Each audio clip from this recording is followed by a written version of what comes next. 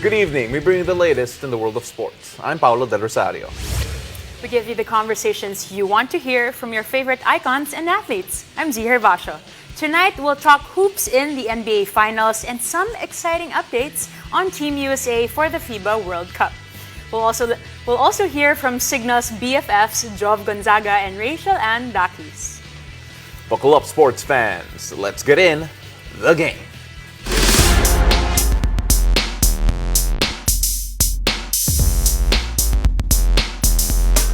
Well, the third chapter of the NBA Finals is fast approaching, and it's time to dive deeper into the keys to winning for both the Heat and the Nuggets. Joining us to break down the game in the upcoming Game 3 is NBA Hype host Mikey Reyes and Meralco Bolt star Aaron Black. And ito yung pinaka-formal na makikita natin, si Mikey Reyes. Nagtanggal pa ako ng coat para hindi niyo isipin na host din ako, guys. All right, we are entering the Game 3 territory. Naisip niyo bang Game 2 would be in favor of the Heat? Honestly, I picked the Heat for a long time. Yeah, you picked the Heat forever. I picked the. I don't like the fact that Denver beat my Lakers, so I'm picking the Heat. But yeah, it was a great game. I think we're gonna be treated to a great series moving forward.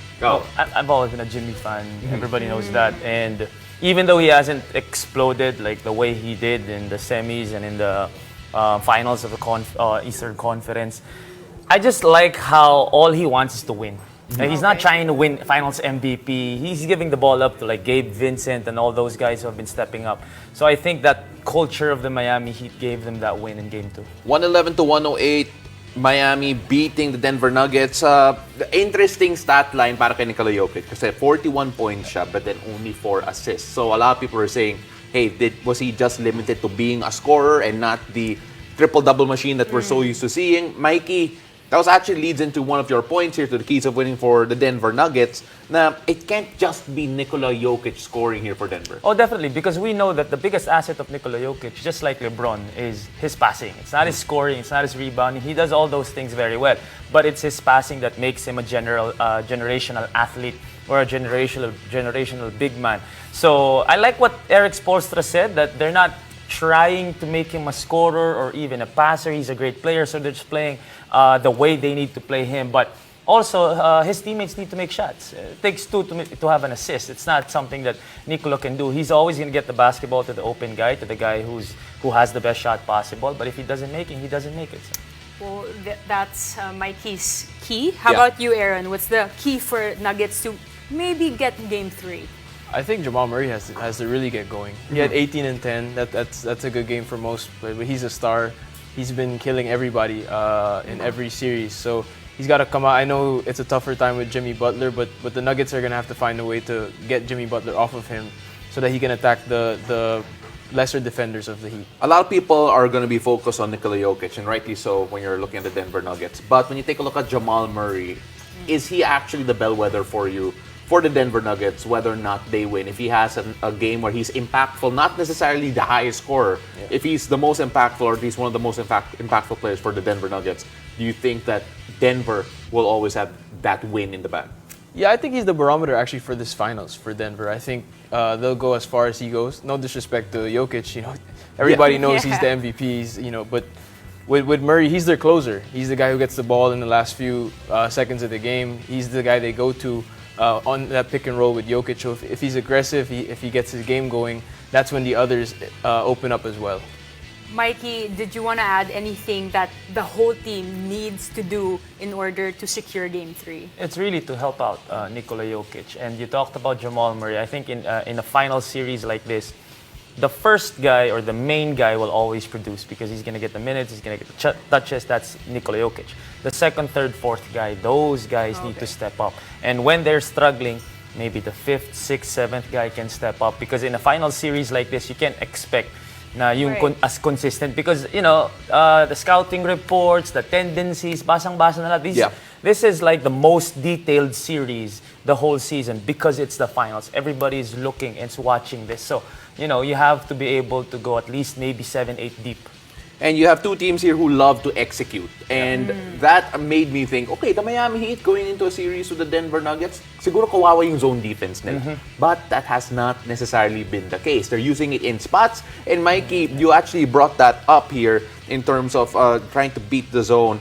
And how do they do that? How do they try and find a way to take advantage of what has been one of the calling cards of the Miami Heat in terms of playoff defense? Nanggulat eh. Yung pagka-Pinoy ni Eric Spoelstra, no? Lumabas Biglang no? nagsona eh. Isona niya yan. But I was watching Draymond Green's podcast and he was talking about that zone. He was saying that Nikola Jokic is actually the toughest guy to defend in terms of a zone, other than Steph Curry, of course. But with Nikola Jokic, he just knows what to do. He gets the ball pinch post or in the middle, he can square up, he can hit that floater, kick it out to his shooters. But then again, the shooters need to make shots. Because if the shooters make shots, hindi na sobrang ikaklag yung lane, and then Nikola Jokic can operate down low. So, Nikola Jokic is obviously the focal point, but everybody needs to help out. Yeah. All right, let's move on over to the Miami Heat. Aaron, now you told us earlier that the Heat needs to start Kevin Love. Can you elaborate on that? Yeah, actually. That's All right, huge. we were just talking about this. Yeah, They yeah. started Okay. him, which allowed Jimmy Butler to play Jamal Murray. Right. There's a stat, I think Jimmy Butler played Jamal Murray in only 4 possessions in Game 1 and 35 possessions in Game 2. So that was a big deal for, a bigger guy, a guy that's really physical, somebody who can wear Jamal Murray down to the end game. So, that's going to be big for them. And Kevin Love gave them a little bit of a boost. You can put him on Jokic because he's heavy enough, and you can have Bam come and help. So a little bit of a different look for Jokic. He still had 41, but I guess they're trying to take away his assist, so it worked. It worked, yeah. For some reason, Kevin Love, when he gets into the playoffs, he's always in the finals. So let's see what happens there. Let's take a look at, well, he's always in the finals, so that doesn't mean he always wins. But let's take a look at that matchup in particular, especially for you, Mikey, kasi sanabi mo dito, key players are Jamal Murray and Jimmy Butler. Jimmy Butler on Jamal Murray almost the entirety of that Game 2. Game 3, how do you see that matchup going, and what do you feel will be the biggest difference makers? I think the Heat will stick to it. I think the Heat will stick to putting Jimmy Butler on Jamal Murray. Obviously, it worked. It's really the question of how will the Nuggets adjust to that. How will Jamal Murray adjust to having Jimmy Butler on him for 48 minutes if that's how long they're going to play. For Jamal Murray, again, you just have to keep on keeping on. Be aggressive. This is, I believe, his first finals appearance. Yeah. His first finals appearance. Denver's first. Denver's Yeah. first. So, parang for me, you just can't back down now. You would lose shooting and being aggressive rather than be passive because everybody's looking at you to deliver. Now, Aaron, you told us Duncan Robinson and KCP. What exactly do we need to watch out for from these two guys? Well, for KCP, he only took 4 attempts in 36 minutes. So that's going to be big. He's their best shooter. I think he is their best shooter. So he's going to be big to space the floor for them. If he can make a couple of shots, that will open it up for Jokic, will open it up for Murray. And on the other side, Duncan Robinson, he's the third guy right now. There's no Tyler Hero. Kyle Lowry's not, he's a little bit older now. So I feel like if Duncan Robinson can be consistent moving forward, he not only will help them win a championship, he'll make his money because I was looking at his contract and it has a lot to do with what he does in the playoffs. So it'll be good for him. So Yeah, that guy doing the math, I'm sure, has to think definitely. about that. But right now we have time for one more question. And you mentioned Tyler Hero. Reports are saying that he could be returning for the Miami Heat very soon. What do you do though? Do you play the guy after being out for 7 weeks? Remember, he was the leading scorer of the Heat prior to being injured. Aaron, where are you at? I don't know. Maybe I put him in for 10 minutes. See how it goes. Maybe if I can get an early lead, I can put him in the game for a little bit, see how he's feeling, see how the flow's going. If it goes well, then you keep him in. If it doesn't, you take him out. Mikey? He's not the type that you plug and play. So like what he said, you put him in, make him the focal point, maybe for a few minutes, see what he can do. But definitely he's going to change the whole dynamic of the offense when he comes in. But you'd still play him. You'd I still think play him. that's You gotta try it out Yeah, at you least. gotta Try try it it. You out. gotta try Well, it. we'll see what happens in Game 3. Thank you, boys. But stay here because after the break, we'll take a look at some of the NBA stars who will possibly be suiting up for Team USA in the FIBA World Cup in Manila. Stay tuned. You're watching The Game.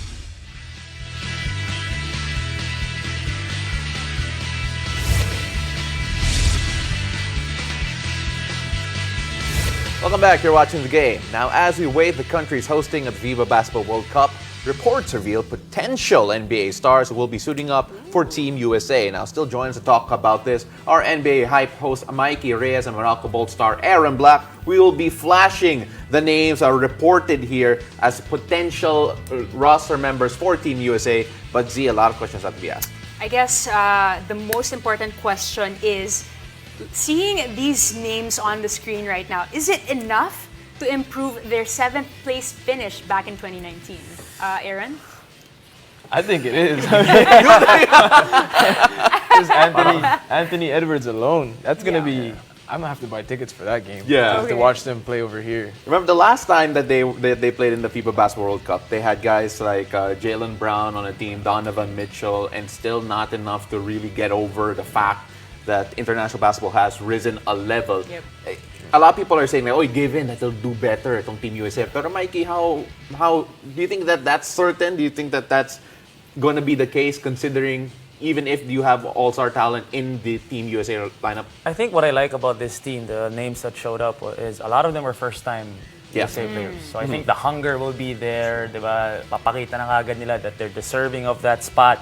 And even though the finals is ongoing right now, there are also USA players from the two teams that are playing right now that could be in that lineup. So these guys, I believe they're going to take advantage. It's not something that I just need to get wins. Because pag mga veterano, medyo nandun ka lang, kailangan malalo. Ito mga kailangan magpakita pa. That's true. Jaren Jackson Jr. is coming in as a DPOY, but of course, Austin Reeves being the lone Laker, I believe, on the team right now. Yeah, Aaron, are you most excited to see Speaking of him the in Laker. particular? Him and Anthony Edwards. All I'm looking to see. All right. See Austin Reeves. Well, let's see. And of course, Mikey, may predict mo ba yung excitement level ng mga Filipino fans just to see all these NBA stars here? He's gonna buy a ticket, man. I'm Are buying you tickets. gonna buy a ticket, Mikey? TV5, meron ba dyan TV? That is actually a good question. Mikey, let me know, please, if that's going to be the case for us as well. Pero, Aaron, this Team USA, do you feel that, again, a lot of people are saying that the FIBA Basketball World Cup, they don't really send in the big guns like the LeBrons and Steph Currys. Right. But do you feel that 7th place finish last time around really adds another level of, I guess, we need to get this after what happened? I think it definitely does. But at the same time, we have all these countries now with the top players in the NBA, you know, coming from these countries. Like Luka, you have Jokic, who's in the finals right now. So it's gonna be tough. Yeah. I feel like they should add a couple more vets. Yeah. And then, you know, we'll see from Jamal, there. right? Jamal can play. Murray? Yeah. Jamal Murray can Jimmy. play. Jamal Murray is like Jimmy in B. Canada. Bam. Canada. Oh, yeah. Canada. Yeah. Again, international right. basketball. Yeah. Bam, bam, Bam, bam. Why not bam? All right. All right, well, Mikey, Aaron, thank you for joining us. We are really looking forward to Game 3 of the NBA and the FIBA here in Yeah. Manila. All right, the FIBA World Cup is coming to Manila, and nothing beats watching the games live and in person. Buy your single-day pass and get access to 2 live games of the FIBA Basketball World Cup for as low as, guess what, 999 pesos. Head to philippines.worldcup.basketball for more information, ticket types, seat information, and other special offers. Be a part of Philippine basketball history and buy your tickets today. Well, okay, guys. Mikey, yan na yung details. Ayun Ayun na. yung kailangan mong gawin. Yung pera na lang 999 problema. lang. Oh, yung pera na lang. Si Mikey mo lilibre sa akin. Oh, I like Thank you that. so I like much in that. advance, Mikey.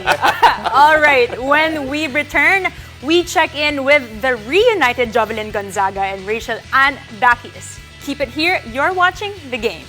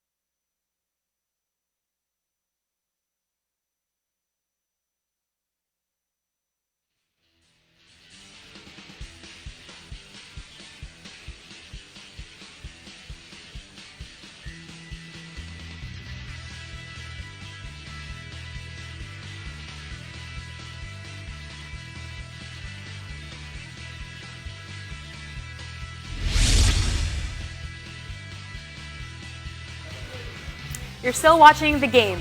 Gonzaquis is back as Jovelyn Gonzaga returns to both the PVL and the Cignal HD Spikers after 3 long years. Joining us are, of course, the BFF Super Duo veterans Rachel and Daquis and Jovelyn Gonzaga. Ladies, welcome to the game. Hello. Thanks for having us. Again. Yes. It's always a pleasure. It's always a pleasure. But, of course, Jov, a lot of people are wondering and always ask, returning to Cignal, was that always going to be one of your number one choices?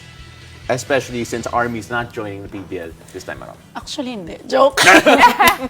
Hindi, inaantay ko yung reaction niya. Actually, ang tagal na naming plan talaga. Last year pa. Na kung walang Team Army, automatic Cignal talaga ang punta ko. Pero thankful din kasi since hindi na buong Army, since may nag-training, since may nagre-recover. So, ang top option talaga yung Cignal. And syempre, makasama ulit si Buday after 3 long years. Buday, how does it feel? Yun pala yung goal niya. Yun yung number one reason kung bakit Cignal yung pinili niya. Actually. But how does it feel being reunited? And I'm sure all the Gonzaquis fans Yes. are looking forward to this conference. Super happy kasi kahit na magkalaban kami sa court, alam mo yon, kahit ibang season to, lagi kami magkausap. Kahit magkalaban, nagtuturuan kami, nag-uusap kami. Ito yung kulang mo, ito yung ganyan. So, ganun yung na-build yung relationship namin ni Jobs. And sobrang happy ako na makakasama kasi dream ko ulit na makasama siya. Lagi ko sinasabi, uy, hindi pwedeng matatapos yung laro natin, yung career natin, or if mag-retire man, na hindi kami magkakasama. So, dapat talaga magkasama ulit kami. And yun, happy ako na nangyari yun. Jov, a little showbiz ha, pero... Kinakabahan ako pag kami sa showbiz. Your seatbelts. Hindi, pero when Army was not going to be part of yung PBL, who made the first move? You or Cignal? Or Rich? Actually, I'm the manager. hindi kasi consistent talagang pag-uusap namin. So, Day, anong update sa Army, blah, blah, blah, and all, ganito, ganyan. So, ina-update talaga namin ng isa't isa to the point na, okay, Day, confirm na walang Team Army. Okay, push ko na sa kay TM. Ganun But siya. yung respect namin sa Team Army, talagang inintay muna namin na hindi talaga sila sasali bago namin makuha si Jov. So, ganun yung process. Alright, Jov, again, congratulations in your last debut in the SEA Games. Kasi beach volleyball, guys, in case you missed it, hello, Jovelyn Gonzaga, back being the queen of the sands. But kamusta yung preparation, shifting from beach volleyball to indoor? Like, are there anything, is there anything na challenging para sa'yo as a Jovelyn Gonzaga? Challenging pa ba? Hindi, actually, sobrang siyang challenging kasi since may history ako, di ba, injury. So, hindi siya pwede talagang isang tabi. Okay. And aging, charot. Wala yun. Lumalabas na Wala yun, di ba? yun. Ay, wala. Hindi. Wala sa vocabulary. Hindi, parang kailangan siya talaga i-consider. So, ang transition from beach volley to indoor, ang hirap talaga. So, from first 3 days na training ko, hindi pa ako tumatalon. So, inalalayan din ako ng coaching staff more on conditioning, jumping, kung paano ko ulit ma-feel. Timing, So, timing. So, today lang din ako talaga naka-solid ng talon. Well, Rach, you're looking at a Cignal team right now na, okay, may returning player, very long time. The reunion is obviously very real. But there's also a couple of new players trying to make a difference para sa Cignal. Anong masasabi mo sa team as a whole at the moment? And of course, yung role din ni Jov as part of the team, considering that returning player, I guess, veteran, not really a new face in the team. Siguro mas naging deeper yung core ng team namin. And alam mo yun na kahit sino ipasok, alam mo magpe-perform. At saka yung pagdating ni Jobs din sa amin kasi hindi mo na kailangan ng masyadong adjustment kasi kumbaga leader na yan eh. So siguro in terms of sa setting na lang, siguro doon yung adjustment kay Jobs kasi bago yung setter niya. Pero kay Coach Shaq, naging coach niya na yun. Nag-champion kami with Coach Shaq sa FEU. Sa FEU dati nag-champion kami. Tapos yun, sobrang, with Vanny naman na additional sa team namin. Syempre, leader din naman siya sa Ateneo. So, minimal yung adjustment and may secret pa kami, Char. Ay, Alam yun, yung mga secret. May secret pa kami. Joke. alright, we'll try to divulge those secrets. Kasi ngayon, let's focus on your friendships. Kasi I know there's a lot of people, waiting to watch you guys on the court. Pero off the court, siguro, let's start with how did this Gonzaquis friendship start? Could you share with us? Sino? 12 years ago. 12 years. At least, diba, tumagal kami. Tumagal kami. Pag friendship talaga tumatagal. Diba? Nag-stay tayo sa friendship. Yes, alam mo yun, Dala.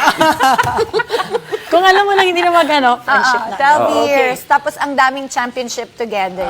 Okay. Tapos international and local, yun. Halos lagi kami Ang magkasama. deep na din talaga ng pinagsamahan namin. Saka sa mga alam mo yun, kahit mga personal, namin. Yes. Alam mo na. Hindi man kami, alam mo, Ayaw mo na hindi man i-tackle sa kami TV, laging ano? Oo, wag mo na nagkikita kasi makasabi ko. syempre may work siya, may work ako. Pero alam mo, isang message na namin, gets Alam na namin. isa-isa. Like, die. Okay. Alam na yun, gano'n. Okay, sige. So, since 12 years yung friendship ninyo, nakailan generations na sila ng fans? Yes, of course. Nabutan na namin yung new fans and yung old fans. Of course, new fans and old fans. But for the sake of the new fans out there, Joe, for those who want to get to know Rachel and Daquis, how would you describe Rachel and Daquis to the new generation of fans out there? Paano ba day? Hindi kasi sa Kunwari, may bagong bata na manonood ng PVL. Tapos, lumapit sa'yo, Ate Shell, sino yan? Sino yung katabi mo? Ba't kayo best friend? Tapos describe mo siya. So di-describe ko si Jobs.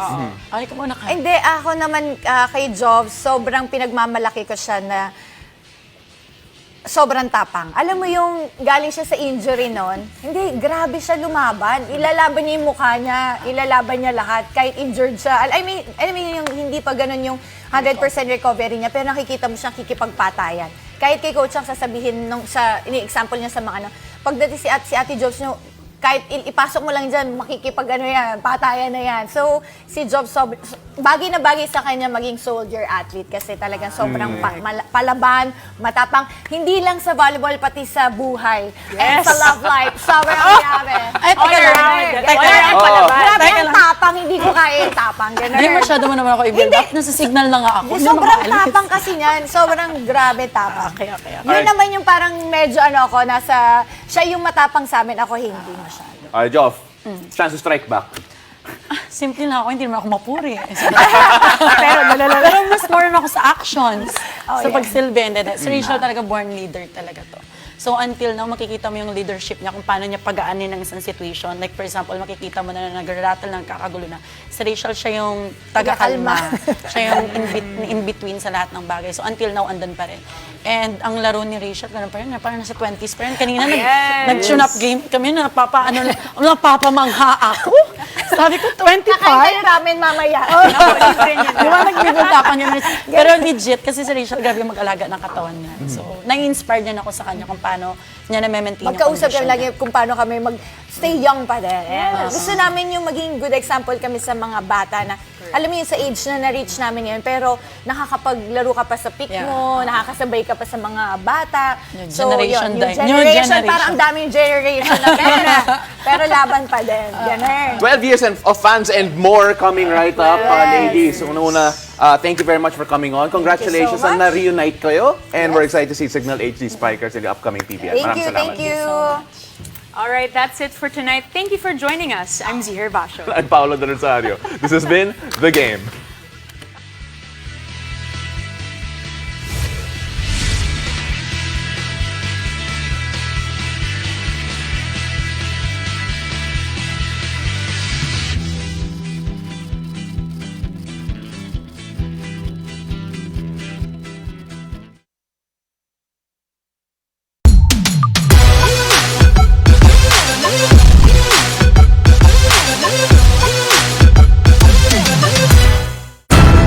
News that matters. There weren't any headlines on inflation, on the